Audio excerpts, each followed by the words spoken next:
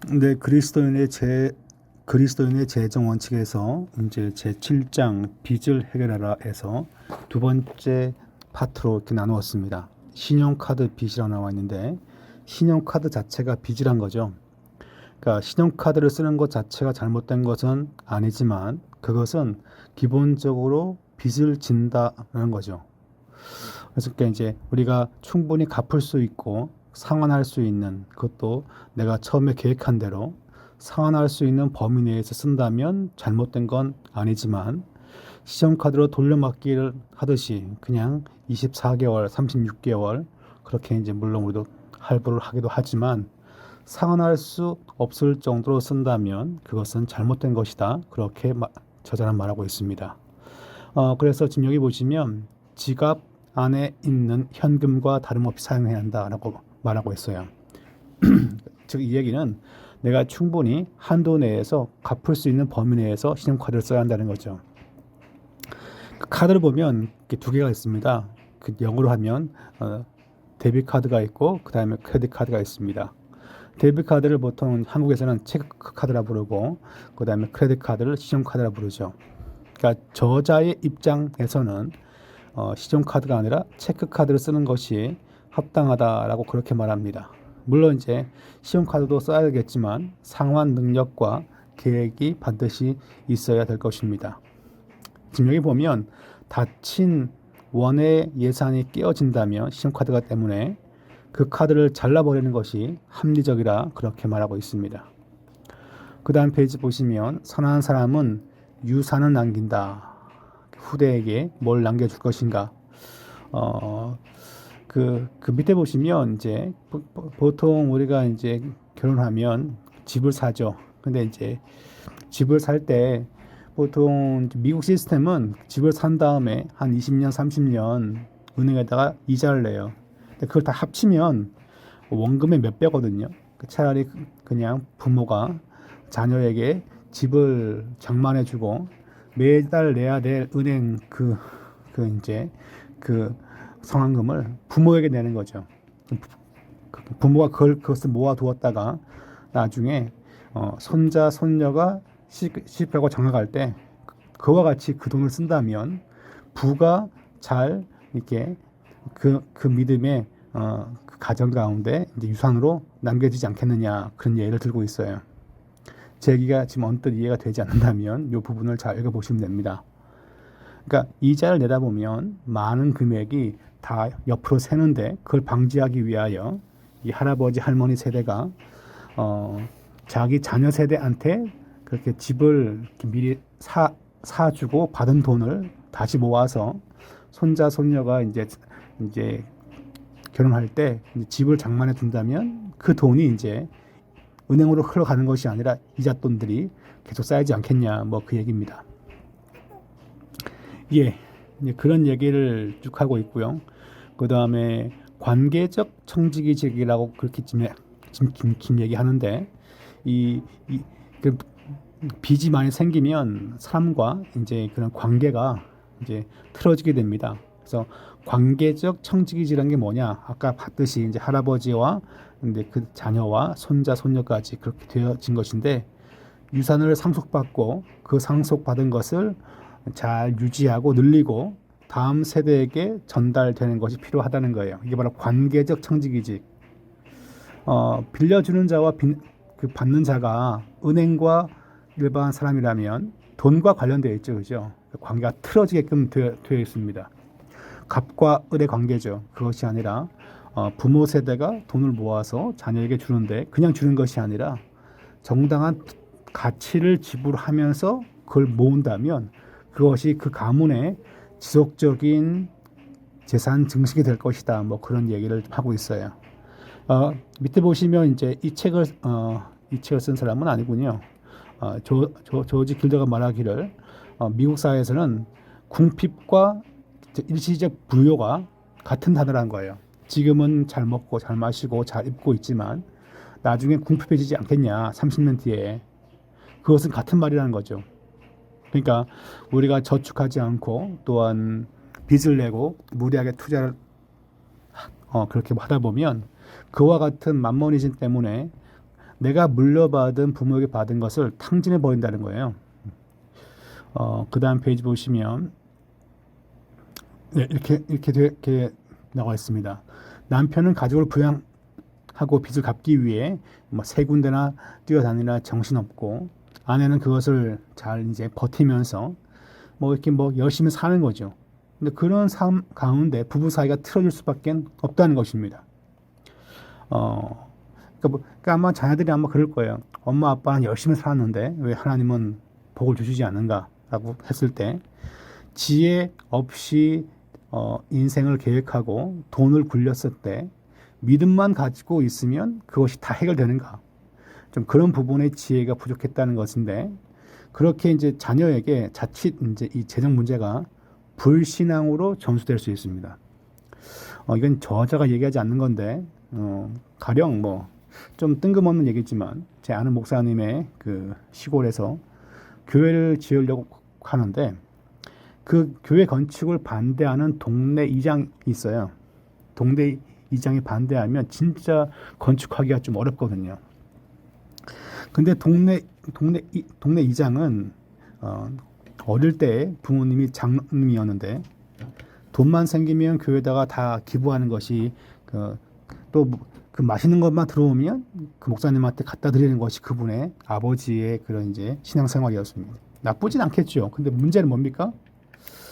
예수님을 잘 믿어도 항상 이렇게 우리는 부유하지 못하고 좋은 것들은 다 교회 갖다 주는구나라고 하니까 이 장로님 아들이 신앙이 잘 성장한 것이 아니라 삐딱하게 성장한 거죠. 그러니까 교회에 대하여 모르진 않고 제법 많이 알고 있지만 교회에 대해서 겉모습만 많이 아는 거죠. 그래서 교회가 마을에서 어떤 일을 할 때마다 딴지를 거는 거예요.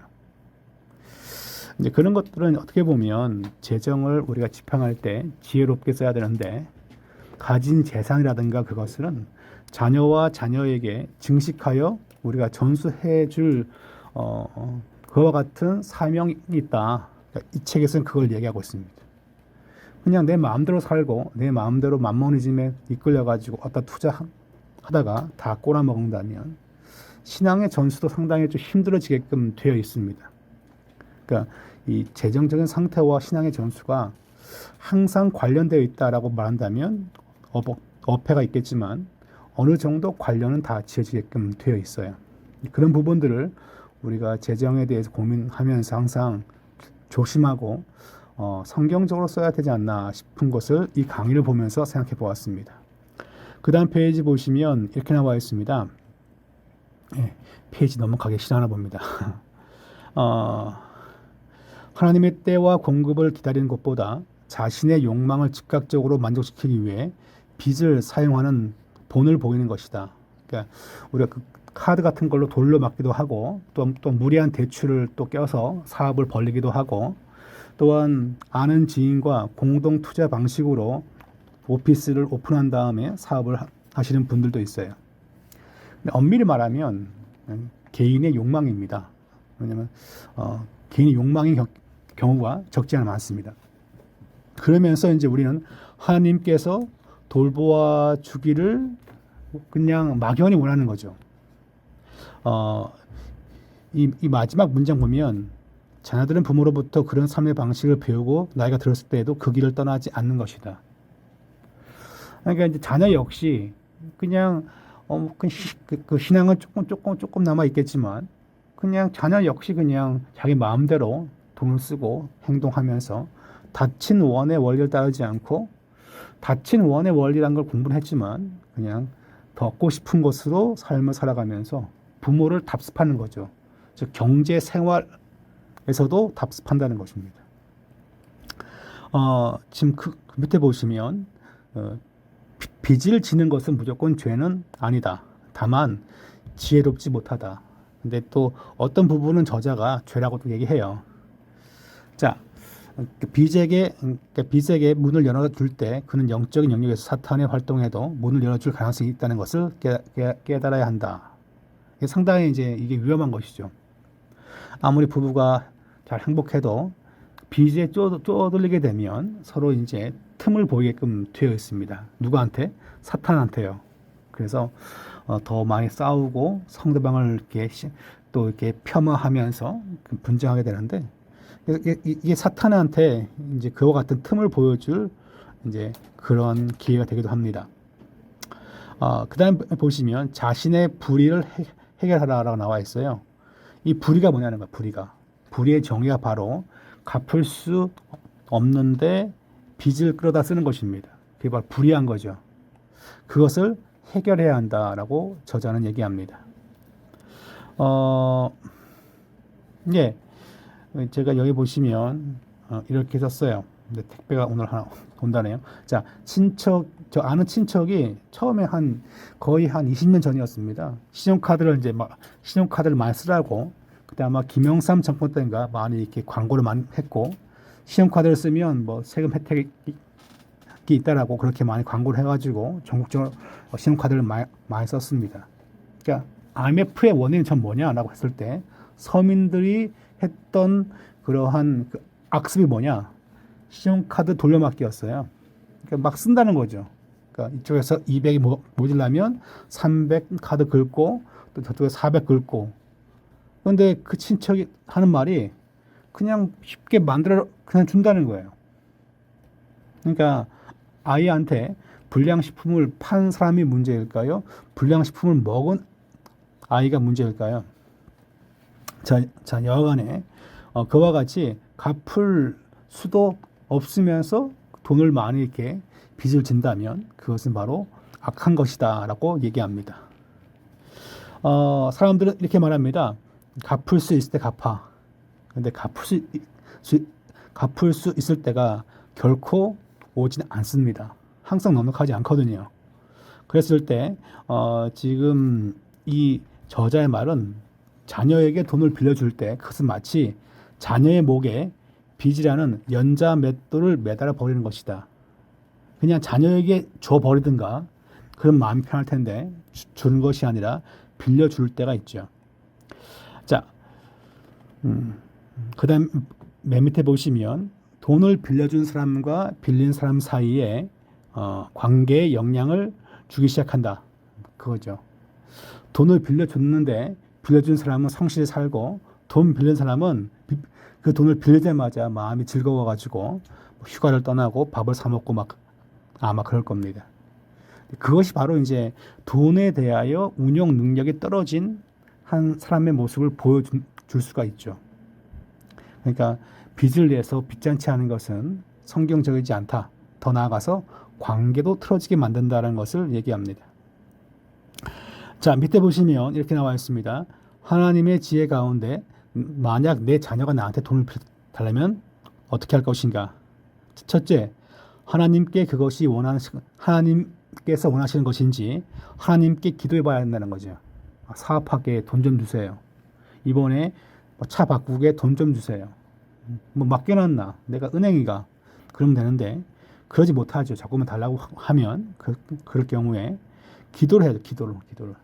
그리고 그것을 차용증을 받고 상환 방법에 대해서 구체적인 플랜을 쓸 것인가? 그것이 없고 그냥 선물로 줄 것인가? 그것도 우리가 고민해 봐야겠죠. 그냥 무조건 달라고 주는 것이 아니라 기도하고 정해야 되고 두 번째는 그것을 선물로 줄 것인가? 아니면 차용으로 줄 것인가?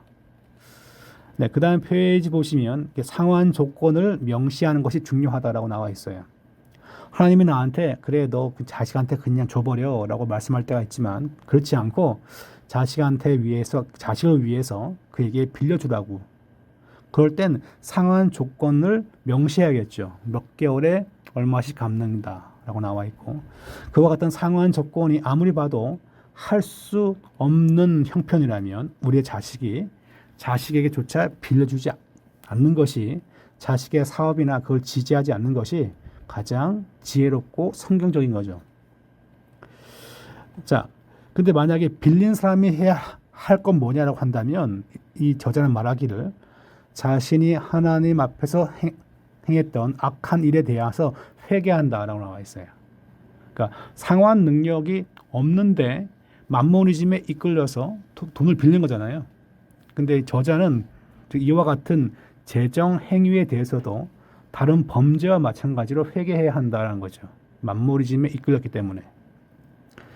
가령 뭐 우리가 살인이나 혹은 뭐 강도나 뭐 사기를 친다거나 거짓말하면 그것들은 다 법적인 처벌을 받죠. 마찬가지로 이 재정에 대해서도 그와 같이 처리해야 하는 것인데 빌린 자는 회개하는 것이고 두 번째는 닫힌 원 예산을 점검한 다음에 매월 얼마를 갚을지를 정해야 되는 것입니다. 그걸 얘기하고 있습니다. 그리고 그것을 빌린 자에게 가서 자기의 불의함을 고백하고 갚을 계획을 보여줘야겠죠. 그러니까 이게 개인이나 은행이나 다 같은 원리란 거예요. 저자는 그렇게 얘기하고 있습니다. 그 다음에 페이지 보시면 그래서 매월 일정한 금액을 어떻게 지불할 것인가 그것을 나의 닫힌 원의 그 원리 안에서 그거죠. 그러니까 두 부부가 뭐 투잡, 쓰리잡 다 막 뛰어가지고 한 달에 7, 800씩 벌고 있는데 왜 빚을 갚지 못할까? 그것은 문제가 있죠, 그죠? 그건 이제 지금의 사업을 정리해야 됩니다. 그리고 모든 갚을 수 있는 걸 빨리 갚아야 되고 그 다음에 갚을 수 없다면 닫힌 원의 원리 안에서 얼마를 매월 갚을 것인가를 합의를 봐야겠죠. 그러니까 계속 그 빚을 돌려막기를 하면서 하나님의 인도하심을 막연히 기대를 한다면 그것이 만모니즘이 아닐까요? 그러니까 도저히 이 사람은 사업을 하면 안 될 사람이고, 그러니까 팔랑귀여기 때문에 누가 뭐 말하면 그러냐고 그러면서 이렇게 쉽게 사업을 시작하시는 분들이 적지 않아 있습니다. 근데 그런 분들은 그냥 도저히 더 빚이 막 늘어나는데 하나님의 인도하심을 기대하면서 그냥 잘 해 주시겠지 기도하면 이제 도저히 사업적인 수완도 없고 방법도 없고 남의 돈을 쉽게 빌리는데 근데 왜 계속 사업을 벌일까요? 만모니즘 돈을 더 벌고 싶잖아요. 그러니까 참새 신앙은 참새 믿으면 아무것도 존재하지 않고 그냥 돈 신앙이에요. 돈 신앙. 그러니까 이게 이제 상당히 이제 이런 책을 보면서 우리가 상당히 우리 자신한테나 그렇고 또 재정 관련 세미나를 들으면서 우리 자신이 그와 같은 형편에 있지 아니한가 이렇게 자문해 볼 필요가 있습니다. 또 다시 지금 여기 보시면 돈을 빌려준 사람은 그냥 돈을 선물로 그냥 줬다라고 생각해야 될까? 예. 처음부터 기도로 그렇게 이제 해봤어야죠, 그죠? 선물로 주는 건가? 아니면 상한 계획서와 플랜 가지고 주는 건가? 뭐 100만 원, 200만 원, 뭐 1000만 원, 2천만 원 가지고 누가 상한 계획서 쓰겠습니까, 그죠? 사업가도 아닌데 이게 상당히 중요한 부분이라는 거죠. 그러니까 매월 갚을 수 있는 부분들을 닫힌 원 안에서 할 수 있도록 논의하고 협의해야 한다는 거죠. 그러니까 이 책은 특이하게 그래서 다른 범죄와 동일하게 재정 거래 역시 교회 안에서 다루어져야 한다는 거죠. 뭐 폭행, 사기, 뭐 강도 같은 그런 거와 마찬가지로 경제 이 범죄에 대해서도 교회 안에서 정죄와 치유가 이루어져야 한다. 뭐 그 얘기를 주장하고 있습니다. 제가 책 보다가 느낀 점은 교회 밖에서의 경제 사범은 어떻게 할까요? 뭐 보이스피싱의 뭐 운반책이었습니다. 그러면 이제 교회 들어왔어요. 근데 몇몇 성도는 알고 있습니다. 저분이 보이스피싱에서 저 운반책이었다고 한 달에 한 300 받고 그 했는데 걸렸어요. 경찰한테 걸려가지고 뭐 집행유예로 나왔다고 합시다.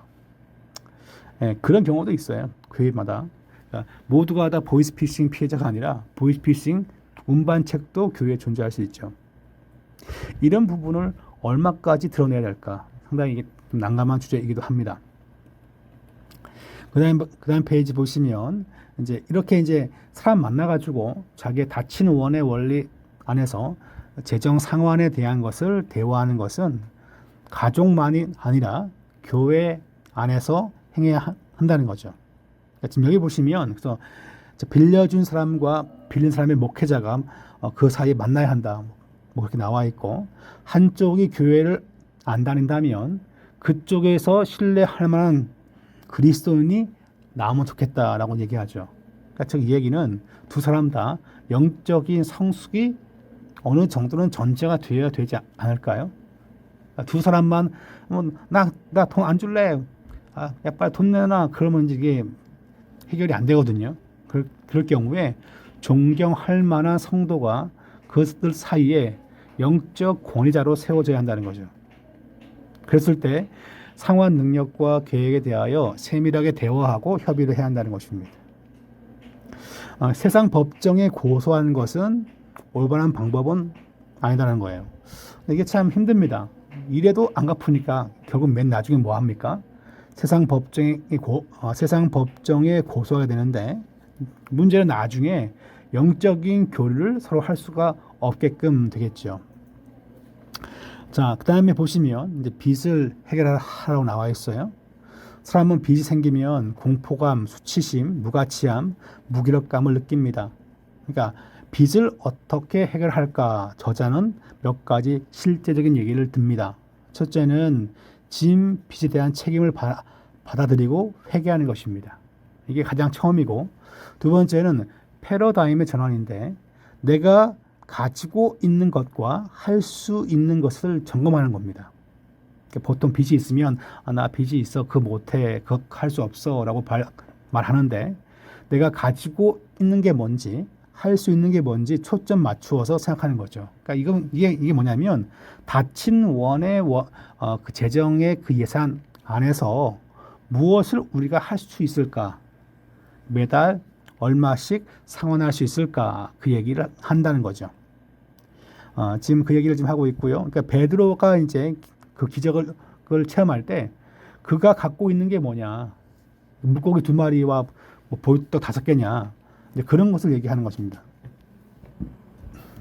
그러니까 자기가 할 수 있는 것을 다 한 다음에 그 다음에 하나님의 초자연적인 간섭을 기대하는 거죠. 이것이 성도가 행해야 한다는 겁니다.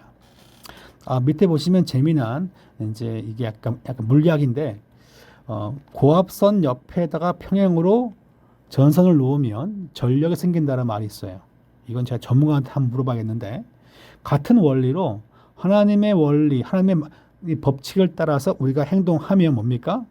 하나님의 초자연적인 능력과 생명이 우리에게 흘러 들어온다는 거죠.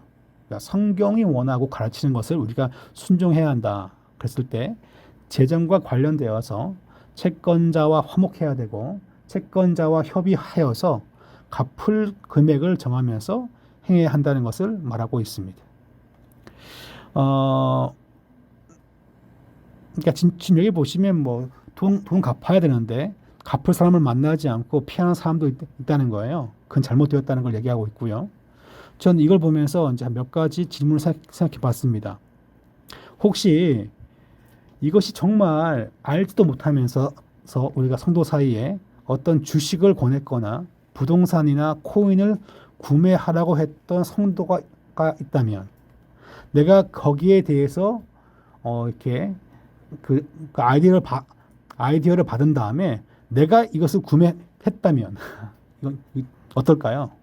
주식과 부동산과 코인은 지금 전 세계적으로 이제 개미떼들한테는 결코 돈이 되지 못하거든요. 다 망합니다. 특히 한국의 주식과 부동산은 이미 사양길인데, 이걸 하라고 권했던 사람이라면 혹은 내가 이것을 권함을 받고 미혹되어 했다면 이 사이에 두 사람의 관계는 어떨까요? 빚만 문제가 된 것이 아니라 이런 투자도 큰 문제가 됩니다. 다단계 유통망이 갖는 큰 함정과 비성경성이 있는데, 다단계 유통망을 하시는 분들은 늘 말하기를 주변의 모든 사람이 네가 다 접촉해야 될 사람이라고 그렇게 다단계 교육에서 강의를 합니다. 그래서 그게 교회 전도와 약간 공통점이 있죠, 그죠? 모든 민족을 제자 삼아야 하기 때문에 전도와 유사하지만 다단계와의 차이점이 있어요. 다단계는 모두 그런 돈의 관계로 붙이다 보면 사이가 틀어집니다. 전도하다가 사이가 틀어지는 경우는 별로 없는데 다단계로 물건을 강매하다가 사이가 틀어지기도 합니다. 그래서 이게 상당히 이제 언뜻 그냥 좀 비슷해 보이지만, 그러니까 이런 것들이 다 뭐와 관련되어 있을까요? 권하고 권함을 받는 모든 사람들의 만모니즘, 이런 그런 돈에 대한 집착과 관련되어져 있습니다. 그러니까 지금 여기 보시면 그래서 갚을 계획을 세운 다음에 채권자와 만나서 협의해야 한다. 그 협의가 뭐냐? 영적인 영역에서 해결된 무엇이라 말할 수 있다. 그 정도로 중요하다는 거죠. 이 재정의 빚에 대한 해결은 신앙생활에 큰 영향을 주기 때문에 우리 신앙생활에 큰 영향을 준다라고 말할 수 있을 것입니다. 예. 그 다음 페이지 보시면 이제 거의 다 된 것 같은데, 예. 아까도 앞에 보면 잠깐 나와 있죠, 그죠? 빚을 갚지 않고 외식을 한다면, 네, 네, 빚을 다시 대출 받았는데요, 갚기 위해서 기분 좋으니까 또 외식 나가는 거예요. 이게 상당히 이제 비계획적인 그 약간 좀 안 좋은 그런 케이스라 볼 수 있습니다. 저희 교회도 한 10년 전에 이게 어떤 대출이 있었는데 그것을 이제 한 5년 전에 다 갚았습니다. 다 갚으면서 물론 그걸 갚으면서 한꺼번에 다 갚지 않고 이자가 조금 낮았기 때문에 뭐 태양광이라든가 또한 사택 리모델링, 뭐 가스공사, 수공사 같은 것들을 교회가 공사를 다 했습니다. 그러니까 이제 닫힌 원의 예산의 여분 사이에서 그 안에서 이런 빚도 갚고 또 이렇게 또 여분의 재정을 가지고 할 사업도 있다는 것을 보여주는 한 예시가 될 것입니다. 다 그런 얘기예요. 전 이걸 보면서 공동 투자의 위험성을 이 저자가 다루면 참 좋은데 이게 문제가 뭐냐면 나는 빨리 빚을 다 갚고 가게를 정리하고 싶지만 공동 투자를 해가지고 발을 못 빼는 경우가 있어요. 그러니까 공동 투자를 그러면 왜 했을까요? 자본력이 안 되는데 함께 한 거죠. 갚을 상환 능력이 함께 안 되는데 공동 투자를 한 거예요. 이것도 성경적으로 약간 우리가 터치해 볼 필요가 있겠죠. 그러니까 모든 공동 투자가 그러면 잘못된 거냐? 그건 아니지만 구체적인 사업 플랜과 실제적으로 재정에 나올 균형이 없는데 공동 투자를 해서 오피스를 오픈했다면 이것도 만모니즘이라 부를 수 있지 않을까라고 저는 생각해 봅니다. 사실은 이제 이런 경우가 적지 않아 많거든요. 예, 그러니까 빚이 있으면 지금 여기 얘기는 빚이 있으면 부모와 자녀 사이에도 많이 틀어진다는 거예요. 자, 맨 밑에 보시면 이 내용을 이렇게 한번 정리해봤습니다. 엄마 아빠는 항상 열심히 일하는데 왜 하나님은 우리 가정의 빚을 해결해 주지 않으시는가? 이런 말을 자녀가 한다면 부모의 지혜 없는 재정 운영이 자녀의 불신앙을 가중시킬 수도 있다는 거죠. 상당히 조심해야 될 부분이라 보여집니다. 네, 그 다음 페이지에 보시면 제가 뭐 앞에 나오는데 뭐 돈이 없는데 억지로 막 헌금을 하는 분이 있어요. 헌금하면 복 받는다고 생각하니까 그것은 우리가 저 앞에서 한번 다루었던 내용인데 그건 역시 문제가 된다는 것을 저자가 얘기하고 있습니다. 지금 여기에 보시면 빚을 해결하는 구체적인 어떤 단계들을 잘 요약하여 설명하고 있습니다. 네, 오늘은 여기까지 수업을 하겠습니다.